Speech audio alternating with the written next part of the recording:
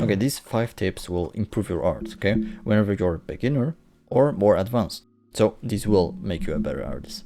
So now I've been drawing for a while now. I've made some progress, okay, and I just show the stuff that I know so we can make more progress, and that's it. So I learned these tips throughout my journey, okay, and they're pretty simple, but I wished I knew them sooner. So let me tell you all about them. So the first one is, here we have a painting that I'm working on right now. Here we come from Overwatch. So this tip is grayscale, okay, preview. So what is here, okay, it's basically a color profile preview, and I use this one, grayscale, to value something. Okay, what it does is basically basically switches the colors into grayscale, and it's important to do that so you can see the values, okay. And with that, obviously Ctrl Y to change that. I had this in Photoshop. It was very useful. I didn't know how to actually make it into Clip Studio, but I found it. I'll put the link in the description below to actually, you have to install it, configure it, but there is a tutorial on that. Switching to grayscale, okay, it helps you see the values, and it can help you with nailing the composition, the depth in your painting. I heard it a couple of times that if you have good values, good base on your painting, you can throw in any colors you want and the painting will still look good. And it's true, it helped me a lot, this and if you see, like, you want to have a contrast between like backgrounds, the darks and the brights, okay. So here maybe you can put even more contrast, okay.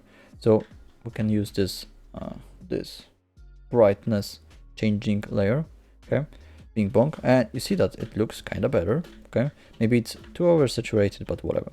But yeah, you can see that there is, I mean, it's pretty PogChamp. I mean, sometimes your painting might look, pretty, overwhelming, or even underwhelming, that you don't really know what to look at it, okay. And obviously with having a contrast between darks and whites, you can guide your viewer into the stuff that you wanted. You can actually, maybe let's put it something like that, bing bong, okay, and we can actually enhance it, okay. So let's take an airbrush and we can put darker here. So basically this here is the lightest, okay, and gives the most contrast, okay, and your eye will naturally go here, okay, maybe even with that. Yeah, I think that's cool. Ctrl Y and we have it. Okay, now next one is something that I really like, and I saw that on the Sakimi-chan's time lapses and stuff. She uses it a lot, and it's basically a lasso plus airbrush combo. So this combo lets you make those crisp, clean edges. And then there's an airbrush that makes a smooth surface, and this technique is really useful for making those transitions in the areas like skin. You could put it into hair and clothes. The wrinkles is pretty cool for wrinkles. So let's bing something like that. Then you can bing. It's pretty useful. I use it all the time in my drawings, and what it does is basically it gives you a lot of control over the edges of your strokes, your drawings, okay. I recommend it highly. Now on to the next one, which is using layers. So when I started, I was using like 1 million of layers, okay, and then like going, none of them were named. There are all were like layer 1000 or something. And what I did with I mean, I wasted a lot of time by using that, okay. My drawings were like going here and like looking for I would probably have a layer for this specific one, okay. I would like have layer for like a part here. Yeah, I mean, like, it takes you a lot of time, okay. Now what I do is I basically have a layer for background, for the body, for the clothes and hair, and maybe like there's a couple of stuff that overlapping, maybe like this mask on top of the hair, or maybe like those cards here. Yeah, that's what I use layers for, okay. And also what I started doing is basically, now I'm making a layer, okay. Let's say like here, maybe go here, maybe bing. So I'll go here, okay. Let's make something like that, boom boom. I go here, I work on something, okay, whatever. And then what I do is I just merge it and go to the other one, okay? And yeah, it saves me a lot of time, because before I would, you know, make a new layer for like, I don't know, maybe shadow here, okay? And then I would go to another layer, maybe for, I don't know, like shadow. Obviously I'm over exaggerating and that, but you know, you get the point. Just, you know, keep it simple, okay? You don't need as much layers. And also it makes editing much easier, okay? You just, I don't know, select a few layers, go to whatever, I mean, like maybe like this, bing bong. You want to transform it like that. Maybe you want to, I don't know, like just to liquefy it, okay? It's much easier way of having a few layers. And also the blending modes. So I have a new layer, okay? Let's make her eyes, okay? So let's, I don't know, go to this, okay? Boom, boom. Go on top of that, okay? Actually make it darker and more like something like that. Boom, boom, even darker, okay? Even darker, okay? Something like that. Boom, boom, okay? Now let's make a pupil quickly, okay? Whatever.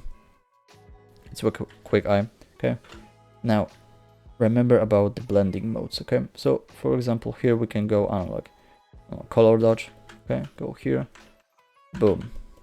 We can go even like that and make those eyes pop, okay? With those blending modes. And I think that I would like to actually go somewhere here, okay? Something like that, boom, boom.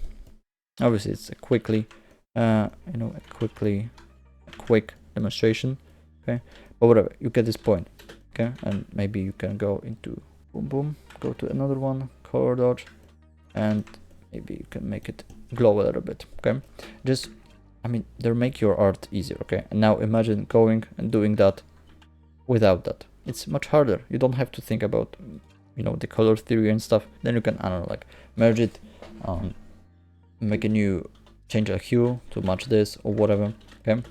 And just remember about it. So now let's go to the next one, which is, you know, adding a preview mirror. So for example, obviously now where I have my camera, I have a navigator window. I can actually put it somewhere here, okay? You can put it on your other monitor, okay? But I keep it right where it was, okay? But what I also do is I put a new window, okay? And I just put it on the other monitor, and you see here, okay? And now you can actually combine that with another tip, put that into grayscale, put that onto the other monitor. You can even have like another one with normal colors. So basically, you know, like a small preview, okay? It helps to see your drawing, you know, in the new perspective, like how it did look on the phone and stuff. It gives you like, you know, like going here for like details, I don't know, like nose hairs or whatever. Like you don't really see that here, okay? A little bit obviously you see, but I mean like here or whatever, like bing bing, okay? Like you don't really see that. So it helps you not to, you know, go tunnel vision to small details, you know? Because sometimes you, I don't know, like there were times that I was drawing, okay, I was doing something, okay, boom, boom, and I see here and it looks garbage. So just use them both. And a lot of time, what I also use to that is flipping the canvas for flipping the canvas.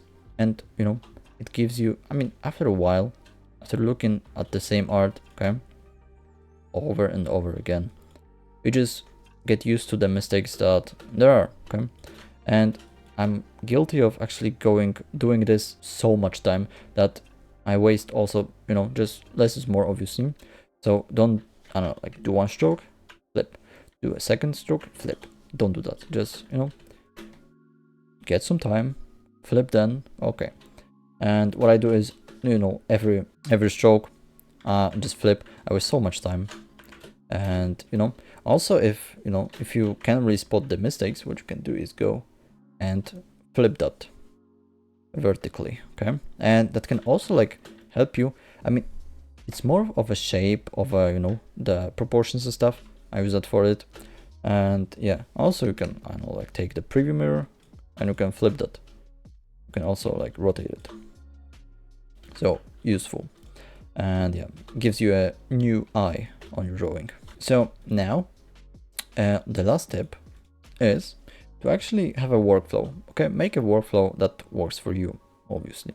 And what it will do for you is you won't get lost into your drawing. Okay, at any time you will know what to do.